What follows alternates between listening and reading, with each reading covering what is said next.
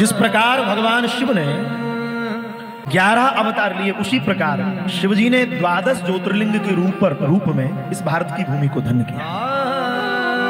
सूत जी कहते हैं भगवान ने जीवों पर कृपा करने के लिए, जिस प्रकार दास ने मध्य में आपको निवेदन किया था, शिव की 2 पूजा है, एक वेर पूजा है और दूसरी लिंग पूजा है। वेर पूजा की अपेक्षा शिवलिंग के पूजन की अत्यधिक महिमा है। तो भगवान ने अपने भक्तों पर कृपा करने के लिए 12 ज्योतिर्लिंग के रूप में अवतार लिया। पहला ज्योतिर्लिंग बोले सौराष्ट्र सोमनाथ। सबसे पहला ज्योतिर्लिंग है सोमनाथ महादेव। सूत जी कहते सौराष्ट्र की पवित्र धरती पर, समुद्र के तट पर भगवान सोमनाथ महादेव के रूप में इस धरती पर अवतार लेकर आए। कहा भगवान सोमनाथ महादेव की उपासना करने से किस प्रकार की कामनाओं की पूर्ति होती है। आचार्य चरण कहते हैं सर्व पापात् प्रमुच्यते। जो जीव भगवान सोमनाथ महादेव का दर्शन करता है, ब्रह्मा जी कहते हैं नारद, जो उनका पूजन करता है, उनका मनन करता है, उसको जीवन में क्षय रोग नहीं होते। कुष्ठ का रोग हो, क्षय रोग हो, और वो एक बार भगवान सोमनाथ महादेव की शरण में चला जाए, उसका भयंकर से भयंकर कुष्ठ रोग भी नष्ट हो जाता है। दूसरे ज्योतिर्लिंग के रूप में मल्लिकार्जुन भगवान ये कहां विराजमान है? बोले श्रीशैल पर्वत पर विराजे हैं। इनकी महिमा क्या है? बोले कार्तिकेय जी के मनोरथों को पूरा करने के लिए भगवान मल्लिकार्जुन में विराजे। इनके संबंध में लिखा है जननी गर्भ संभूतम कष्टम नापनोति वही पुनः।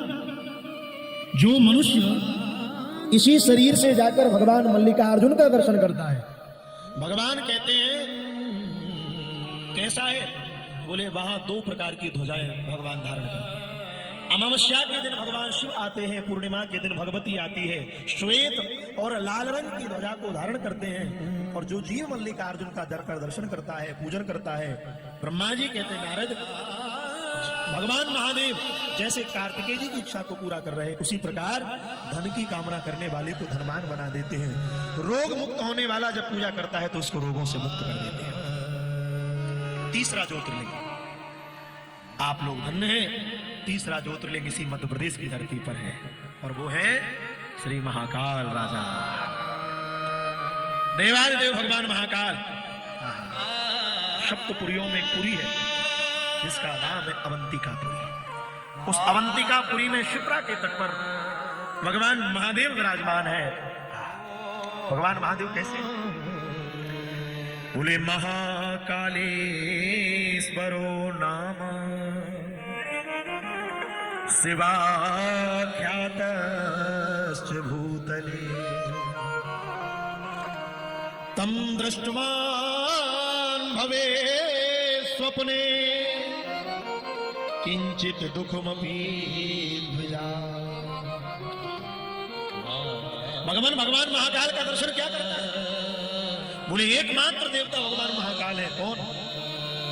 जो भूतकाल, वर्तमान काल और भविष्य काल, अरे तीनों काल जिनके अधीन है, काल भी जिनके यहां जाने से डरता है, उनका नाम है भगवान और महाकाल राजा क्या करते हैं? कई लोग कहते हैं हमको स्वप्न में नाना प्रकार की दर्शन होते हैं। वैसे तो हमारे यहाँ महाराज जी स्वप्न को भी एक दर्शन बताया। हमारे दादा गुरुदेव श्री भक्तमाली जी कहते थे कि स्वप्न में अगर भगवत दर्शन हो रहा है तो भगवान की दर्शन के जैसे अंग हैं, जैसे नाम, रूप, गुण, लीला और धाम, ये पांचों एक हैं, ऐसे ही दर्शन के जितने प्रकार हैं, उन दर्शन के प्रकारों में स्वप्न भी भगवान का एक दर्शन है। इसलिए एक निवेदन करें, ठाकुर जी ने नेत्र दिए हैं, इन नेत्रों से खूब भगवान का दर्शन करो। ठाकुर जी ने जहां निवास दिया है वहां निकट में देवालय शिवालय है, उनका दर्शन करो। क्यों? महाराज जी हमारे वृंदावन में एक महापुरुष थे, मानव सेवा संघ वाले स्वामी शरणानंद सरस्वती जी। महाराज जी दास ने दर्शन नहीं किया, पर गुरुजनों से सुना है वो प्रज्ञा चक्षु थे, उनको नेत्रों से नहीं दिखता था। पर बंधु आप आश्चर्य करेंगे, जब तक वृंदावन रहते थे बांके बिहारी का दर्शन करने दोनों समय जाते थे, दोनों समय जाते थे, नेत्रों से दिखता नहीं था।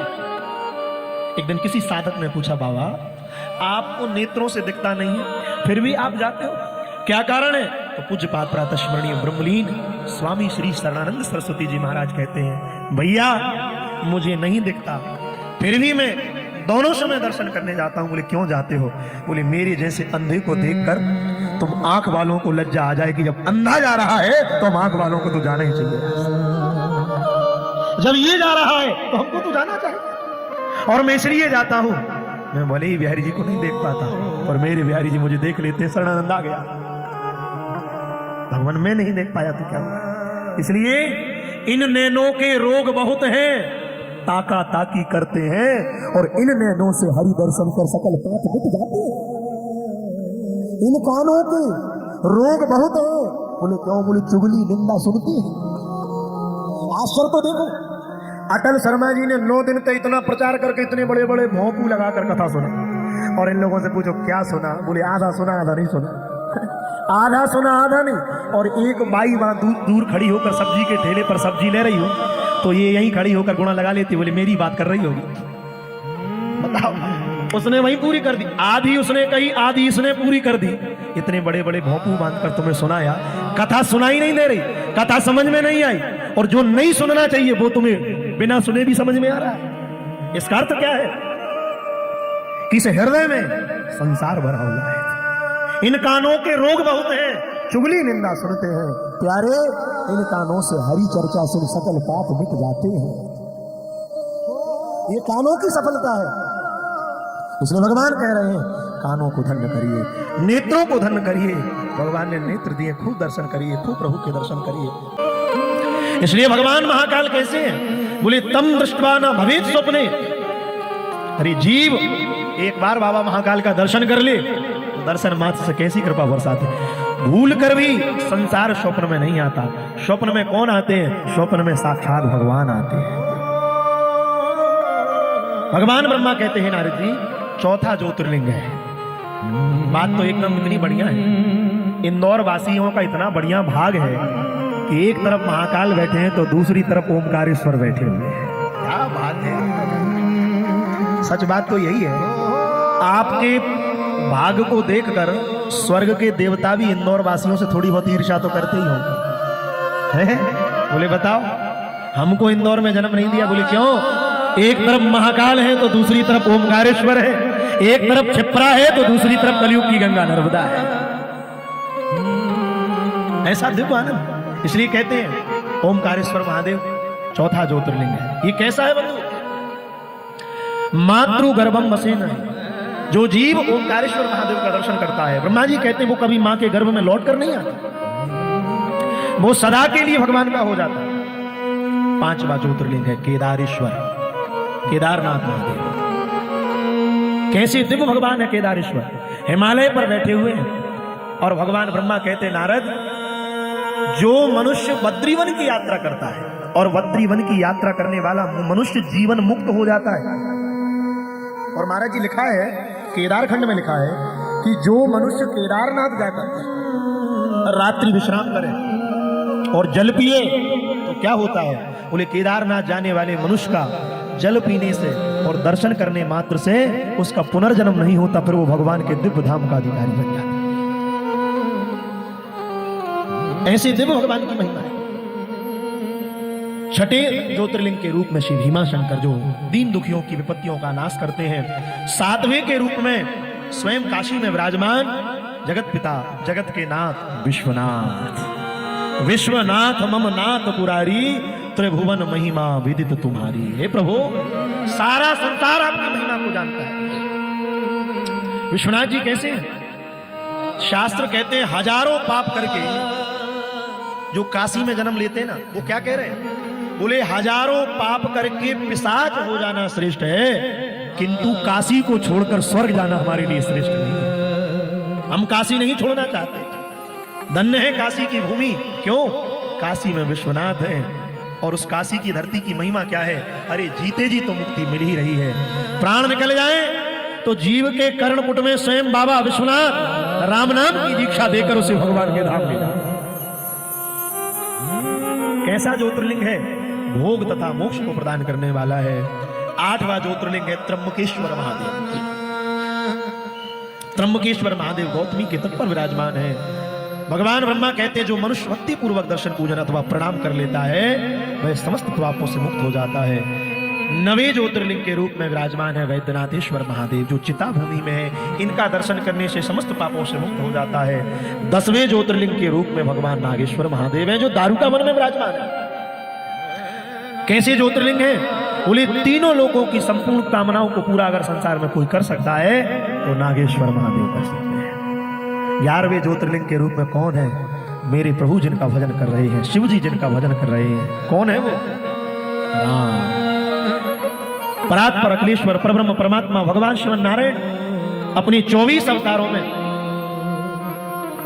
प्रथम पूर्णावतार जब रामावतार लेकर आए तो अपने कर कमलों से समुद्र के तट पर एक दिव्य ज्योतिर्लिंग की स्थापना करी। उन्हीं का नाम है रामेश्वर महादेव। राम जी से पूछा प्रभु एक बात बताओ। बोले क्या? रामेश्वर का अर्थ क्या है? राम जी कहते हैं राम के जो ईश्वर हैं वो है रामेश्वर। राम के जो ईश्वर हैं वो है रामेश्वर। जैसे ही शंकर जी ने सुना, शंकर जी कहते बोले अर्थ बिल्कुल गलत है, ये ठीक नहीं है। बोले क्यों? बोले राम जी कह रहे हैं राम के जो ईश्वर हैं वो है रामेश्वर। शंकर जी कहते बोले नहीं, थोड़ा इसमें संशोधन करो। बोले क्या? बोले शंकर जी के जो ईश्वर हैं वो है रामेश्वर। शिव जी जिनका ध्यान करते हैं वो है रामेश्वर। धन्य है।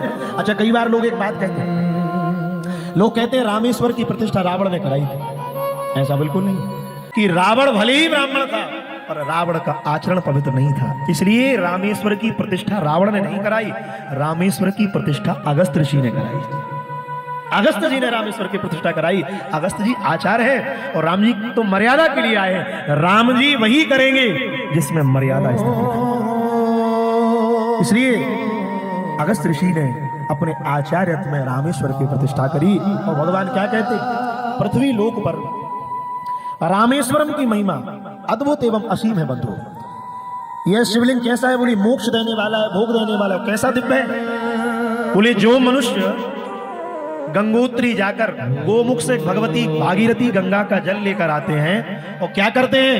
बोले रामेश्वर महादेव को अर्पण करते हैं तो शिव जी उसके जीवन की समस्त कामनाओं की पूर्ति करके अपना शिवलोक प्रदान कर देते हैं। पर एक विलक्षण बात, महाराज जी रामेश्वर महादेव के एक परम भक्त हुए संत श्री एकनाथ जी।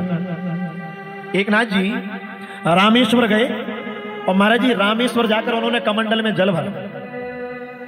जैसे ही कमंडल में जल भरा तो साधुओं की जमात संग में थी। तो साधुओं की जमात ने संकल्प लिया कि कमंडल में भरे हुए इस जल को भारतवर्ष के सारे तीर्थों का दर्शन करते करते पैदल पैदल रामेश्वर महादेव को जाकर चढ़ाऊंगा, रामेश्वर महादेव को जाकर अर्पण करूंगा। बहुत ध्यान से सुनिए बंधु। जैसे ही जल लेकर चलने प्रारंभ हुए, सारे तीर्थों का दर्शन करते करते करते करते इसी कलयुग में श्री एकनाथ जी महाराज 12 वर्षों के बाद रामेश्वर पहुंचे। 12 वर्षों के बाद जब रामेश्वर पहुंचे तो रामेश्वर महादेव इतनी दूर बचे थे, सामने से दिखने लगे थे। सामने से दर्शन होने लगा था रामेश्वर महादेव का। जैसे ही सामने से दर्शन होने लगा तो शंकर जी ने एक विलक्षण लीला करी। शंकर जी ने ऐसी विलक्षण लीला करी सज्जनों, एक गधे को प्रकट कर दिया और जैसे ही एक गधा प्रकट हुआ तो गधा प्यास के कारण व्याकुल हो रहा। जैसे ही गधा प्यास के कारण व्याकुल हो रहा तो व्याकुल होते होते एकनाथ जी महाराज कमंडल में जल लिए। 12 वर्ष की तपस्या पूर्ण हो गई। सामने रामेश्वर महादेव है। अब वो कमंडल की तरफ देखे और कमंडल की तरफ देखने के बाद फिर रामेश्वर भगवान की तरफ देखे, फिर गधे की तरफ देखे। गधा प्यास के कारण व्याकुल हो रहा। जैसी प्यास से व्याकुल हो रहा तो एकनाथ जी ने हाथ जोड़कर कहा, बोले भैया महात्माओं से कहा, बोले क्या? बोले अगर बुरा ना लगे तो ये जल गधे को पिला दे, गधे को पिला दे। जैसे ही गधे का कहा तो महात्मा कह रहे हैं, बोले ऐसा लग रहा है 12 साल से चलते चलते तेरी बुद्धि बिगड़ चुकी है, विकृत हो गई तुम्हारी बुद्धि, तुम्हारी बुद्धि में विवेक नहीं बचा। अरे 12 वर्षों की तपस्या पूर्ण हो रही है। जैसे ही गधे को देखा तो आंखों से आंसू आने लगे। महात्माओं ने कहा बुद्धि विकृत हो गई। बोले क्यों? 12 वर्ष से चलते चलते तुमको ये होश नहीं है? सामने रामेश्वर महादेव है और गधे को जल पिला दे। महात्मा कमंडल का जल लेकर आगे आगे चल पड़े। हमने गुरुजनों से सुना है, पूर्व काल में रामेश्वर महादेव में जब गंगोत्री का जल चढ़ाया जाता था कावड़ के रूप में, तो आचार्यों ने कहा है कि जैसे ही कावड़ चढ़ती थी तो गर्भगृह से आवाज आती थी कि अमुक भक्त की कावड़ स्वीकार है। शिवजी स्वयं अपनी वाणी से कहते थे। आचार्यों ने कहा अपने आप वाणी प्रकट हो जाती थी, कहते थे अमुक भक्त की कावड़ स्वीकार है। पर आज जब महात्मा जल लेकर भगवान रामेश्वर महादेव के पास पहुंचे, आचार्यों को जल दिया, कहा महाराज ये जल जो है ये रामेश्वर महादेव को अर्पण करिए। वहां एक नाथ जी पीछे रह गए, रामेश्वर भगवान की तरफ देखते, गधे की तरफ देखते, रामेश्वर महादेव को देखते, फिर गधे को देखते। वहां महात्माओं ने अपनी कावड़ जैसे ही दी और जैसे ही रामेश्वर महादेव को अर्पण करी, और यहां गधा प्यास से व्याकुल हो रहा है।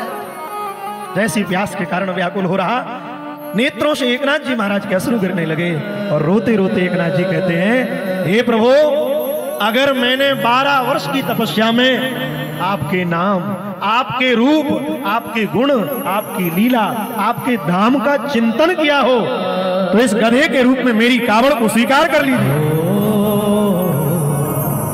और जैसे ही कमंडल का जल लिया, गधे में डालते जा रहे, गधा पीता जा रहा, और वहां रामेश्वर भगवान के यहाँ साधुओं का जल चढ़ रहा है कावड़ का, तो भीतर से ये आवाज नहीं आ रही कि अमुक संत की कावड़ स्वीकार है, भीतर से आवाज आ रही, बोले संत एकनाथ की कावड़ स्वीकार है,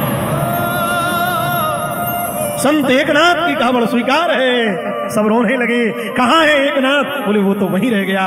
और जैसे ही गधे को पानी पिलाया, जल पिलाया एकनाथ जी ने, भगवान रामेश्वर महादेव गधे के रूप में इसी कलयुग में प्रकट हो गए।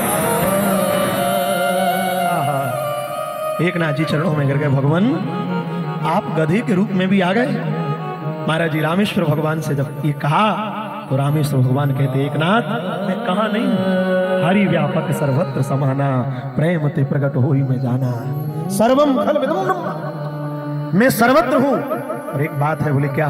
बोले चर्म चक्षु मुझे नहीं जान सकते, तो बोले जब सदगुरु कृपा करेंगे, जब महादेव कृपा करेंगे, तब जीव मुझे जान सकता है। इसलिए महाराज जी गोस्वामी जी ने लिखा, जा पर कृपा न करे पुरारी, ते ना पाव मुनि भक्ति हमारी। जिस पर शिवजी कृपा ना करें, वो स्वप्न में भी भगवान की भक्ति नहीं पा सकता। परम प्रसन्न हो गए और रामेश्वर भगवान ने एकनाथ जी को प्रदान किया। और अंतिम ज्योतिर्लिंग है बंधु श्री घुश्मेश्वर महादेव। भगवान ब्रह्मा कहते हैं, नारद जो इस ज्योतिर्लिंग का पूजन दर्शन करता है, वो इस लोक के संपन्न सुखों को प्राप्त करके भगवान के दिव्य धाम की प्राप्ति करता है। अनन्य उपासना करते करते बंधु अंत में भगवान कहते हैं, शंकर जी का चरित्र इतना विस्तार में है, 24,000 श्लोकों की ये दिव्य संहिता बंधु। इस दिव्य संहिता में भगवान के कैसे कैसे विलक्षण चरित्र हैं। और गोस्वामी जी ने भी अंत में लिख दिया, हरि अनंत हरि कथा अनंता। भगवान अनंत है, भगवान के चरित्र भी अनंत हैं। इसलिए बंधु ये कथा अनंत है। कोई संसार में ऐसा वक्ता नहीं हुआ जो कथा को पूरा कर सके, कोई ऐसा श्रोता नहीं हुआ जो इस कथा को पूरा सुन सके।